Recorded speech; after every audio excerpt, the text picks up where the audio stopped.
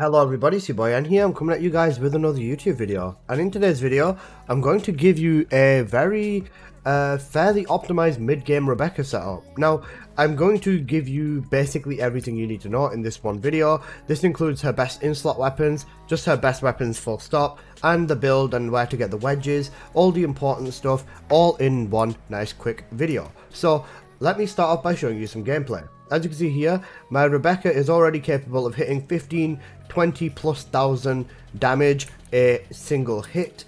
I have seen this hit up to 35,000 damage in a single hit, but you can see here the damage is very good, the range on here is absolutely absurd, and you can just see that this is a fairly well optimized build, and this just does plenty and plenty of damage. I'm going to quickly retreat out of this mission that I was running just to show you guys a little bit of gameplay, and I will give you guys the setup. Now with this, this is going to basically allow you to run anything. In my testing, I've had this go up to level 100 so far, and it was doing, I believe, 5 pulses on the jellyfish to kill a level 100 mob. So that's going to take you definitely from where we are at right now into the later aspects of the game. So let me just quickly switch over to my Rebecca preset and let's have a quick look at it. So with Rebecca, this is what you are going to want to run. In terms of her demon wedges, this is the build. Now if you see a gold mod, just know the purple one is the exact same. So we are going to start off with the following. We're going to go with Primed Serenity, or just Typhon's Prime Serenity. This is primarily for the attack bonus as well as the HP bonus. The defense is also very nice, but the additional sanity for yourself by 7% and teammate every 3 seconds is going to be the absolute main reason we run Serenity, specifically for that. Other than that, we're running triple blaze modules. This is going to be for skill, attack and range. We're going to run 2 blaze spectrums and then 1 blaze nirvana. This is going to be for survivability, and then this is of course going to be for damage and for range specifically, because we want to run a fairly big amount of range on Rebecca just to allow her to absolutely nuke. You could also potentially change this to Blaze Inspo, one of the spectrums if you would prefer. This is allowing you to basically be more efficient and cast a little bit more jellyfish, but you can see when I was running it, there's basically no problems anyways. It's fairly solid gameplay, and Rebecca just annihilates everything anyways. Next up, we've got Sea Wave Midnight Sun. This is a very important module, skill, damage and duration for Hydro characters. Then we've got Misty Veil as well, skill, damage and then the attack speed, which is going to allow you to do more range, and basically this is what we are going to want to be going with. Next up, we've got Onslaught. We've got Sphinx's Onslaught specifically. This will allow us to decrease the amount of damage we take whilst also increasing our attack every time we get a new stack. And then just to finish it off, we're going to go with Pan's Spectrum for a little bit of extra range. We've gone with 3 range modules on this setup. I know it might seem crazy, but I promise you it's actually insane. Now I believe you will only need 4 of the track shift modules. If you use the purple variation of this, you should be completely fine. Other than that, we're using Ignite in the center. This is just because it does a little bit of damage whenever we bullet jump or dash. So this is what we are going to be going with for the modules on Rebecca. Now with the setup on Rebecca, let's talk about her best weapons. Now, in terms of her weapons, we definitely do have a lot of options, but for her melee weapon, I believe the absolute best one is going to be Siren's Kiss. This is specifically for the range on here and would allow me to, in my module setup, change one range mod to a damage mod. And over here, if you read the stats, you will see that it also does give you a attack speed increase. This does affect Rebecca's jellyfish, so you would be able to have the jellyfish pulse faster.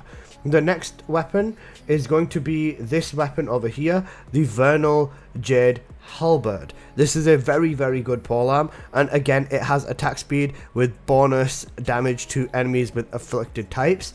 This is again a very good weapon to use with Rebecca, and this is the one I would recommend using because it's a very early game weapon, and this is personally one of my favorites. So I will absolutely be recommending this one. Now, the other weapon that you could use is the Reminiscence, I believe it was called. Let me just see if I can find it here real quick. Not that one.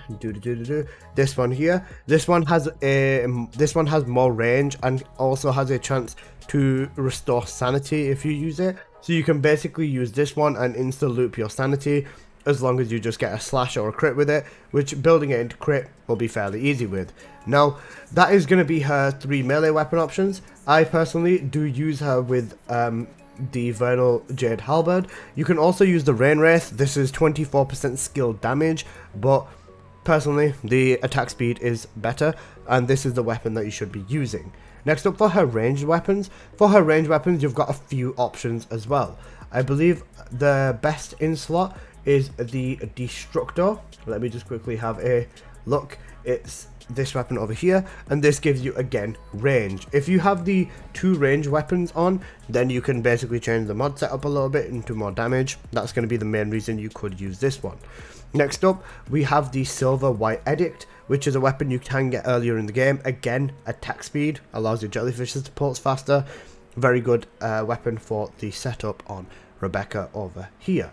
Next up, we've got the big green chainsaw weapon, the Gyuxu Ratchet. This is again one of her best. This allowing her projectiles to go like ballistic with everything is what my understanding is on this one. So that is the reason why this is an option as well. And then the Stellar Finality, if I can find it. There it is.